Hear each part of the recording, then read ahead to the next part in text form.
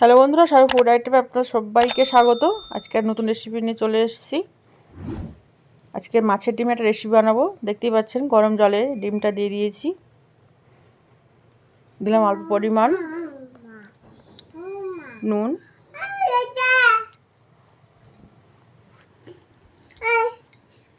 জলের সঙ্গে মিশিয়ে দিচ্ছি। লবণটা ভালো করে মিশিয়ে নিলাম, দেখলেন। এবারে একটা ছাঁকনিতে জলটা ঝরিয়ে নিলাম, নিয়ে একটা পাত্রে রাখলাম।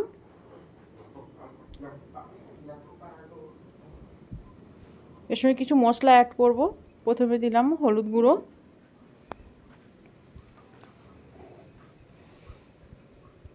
পরিমাণ মতন দিলাম জিরের গুঁড়ো।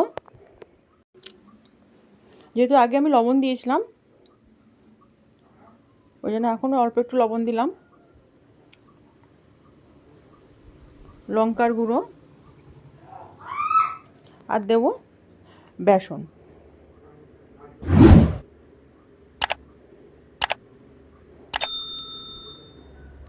বেসনটা আমি পুরো ব্যবহার করব না, ওই টেবিল 4 চামচ দিলাম, জাস্ট 5 থেকে 6 চামচ মতন। এবারে সমস্ত মশলাগুলো মাখিয়ে নিয়েছি।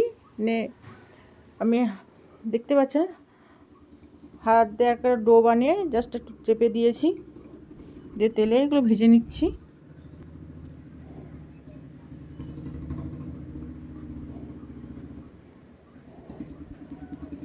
ভাজা হয়ে গেছে, তুলে নিলাম।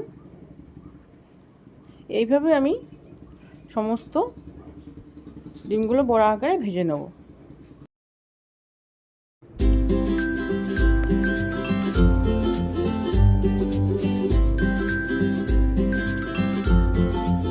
আমার যেটুকু ছিল বাকি, সেই বড়াগুলো এবারে সব ভেজে নিলাম। একটা পিঠ হয়ে গেছে, অন্য পিঠ উল্টে দেবো।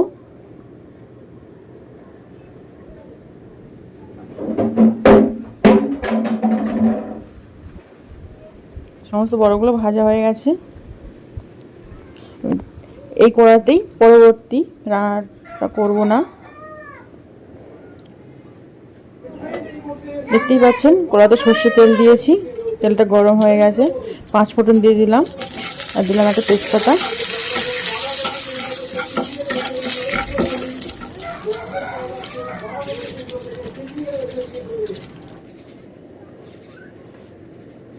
দু তিনটে কাঁচা লঙ্কা চিড়ে দিয়ে দিলাম, আর দিলাম আদা রসুন বাটা। এবার দিলাম পেঁয়াজ বাটা। আমি এখানে 2টো পেঁয়াজ নিয়েছি, আর দিলাম ধনে জিরে আর মরিচ একসঙ্গে বাটা। মশলাটা ভালো করে একটু কষিয়ে নেব, যাতে কাঁচা গন্ধটা না থাকে। দেখতে পাচ্ছেন তেল ছাড়তে শুরু করেছে। এবার দেবো পরিমাণ মতন হলুদ। হলুদটাও ভালো করে মিশিয়ে নেব। এর টেস্টটাকে ব্যালেন্স রাখার জন্য দেব চিনি।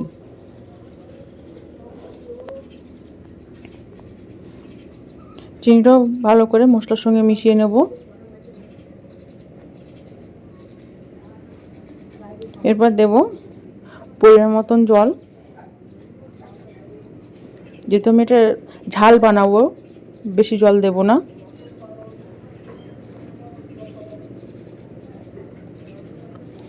এবার দেব স্বাদ মতন লবণ।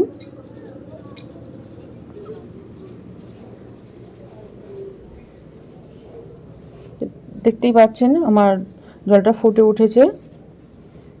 এবার স্বাদ অনুযায়ী দেব শুকনো লঙ্কার গুঁড়ো। আমরা কিন্তু ঝালটা একটু বেশি খাই, আপনারা যেমন ঝাল পছন্দ করেন সেই অনুযায়ী আপনার ঝালটা দেবেন। এবার মাছের ডিমের বড়াগুলো এবার দিয়ে দেবো, দিয়ে একটু নেড়ে নেব।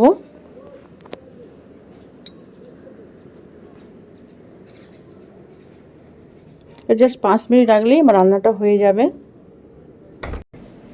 এটা আমি গায়ে গায়ে করবো, বেশি ঝোল রাখবো না। তাহলে আপনারা দেখলেন কীভাবে এই ডিমের রেসিপিটা আমি বানালাম।